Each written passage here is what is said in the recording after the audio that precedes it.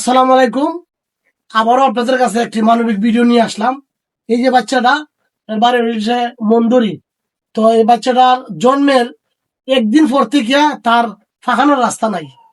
তোমার ফাঁকানোর রাস্তা নাই পরে তারা ডাক্তারের কাছে নিয়ে যায়। ডাক্তারের কাছে নেওয়ার পরে ডাক্তার পাশন দিয়ে অপারেশন করে এই রাস্তা বানিয়ে দেয়।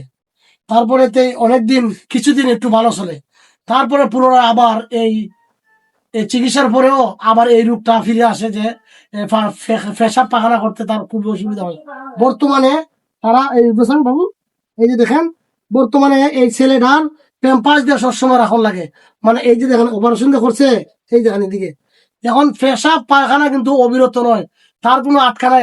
আমাদের বর্তমানে মানে আমরা বাথরুমে গেলে যেভাবে পেশাব অস্তে অস্তে হয় এইভাবে না, তার অবিরত পেশাব পায়খানা করে।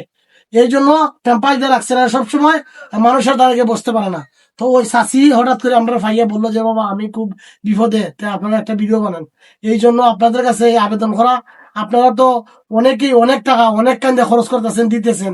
এই যে আমাদের কিশোরগঞ্জের সাহেদ ভাইয়ের জন্য প্রায় 30 লাখ টাকার কথা চিকিৎসা লাগবো, আপনারাই আপনার তরফ থেকে দিচ্ছেন 35 লাখ টাকা। এই ছোট বাচ্চারা যদি আপনারা কিছু দিয়া সাহায্য করেন, তাহলে এই এই বাচ্চাটা পুনরায় আপনাদের টাকা দিয়ে চিকিৎসা হয়ে আবার সুস্থ হতে পারে। চাষি কিছু বলো। আমার পিঠা বাড়ি দিচ্ছে, আমি সবকিছু শেষ, আমি আর চিকিৎসা করাইবার কোনো ক্ষমতা নাই। অন্তত আল্লাহর রাস্তা আপনারা দয়া ধরেন তো আমার বাচ্চাটা আমি সুস্থ হয়ে পাইতা। আমার শরীর থেকে ব্লাড পর্যন্ত আমি দিচ্ছি, আমার কোনো ক্ষমতা নাই। কতটি হইলে তোমার বাচ্চার চিকিৎসা হইব? ডাক্তার কইছে ডাক্তাররা কইছেন 3 লাখ টাকা হইলে আমার বাচ্চারা পুনরায় 3 লাখ টাকা হইলে 3 লাখ টাকা হলে বাচ্চাটা আবার সুস্থ হতে পারে। সুস্থ হইতে পারে। তো সবার কাছে স্ক্রিনে নাম্বার যে রাখবো, এই নাম্বারটা কিন্তু চাষির বিকাশ করা হয় নাই। আপনারা এই নাম্বারে যোগাযোগ করবে, আর ওনাকে আমরা বলে দিচ্ছি এই নাম্বারটা একদিনের ভিতরে বা 2 দিনের ভিতরে আপনি বিকাশ করে রাখবেন। ধন্যবাদ সবাইকে। আসসালামু আলাইকুম।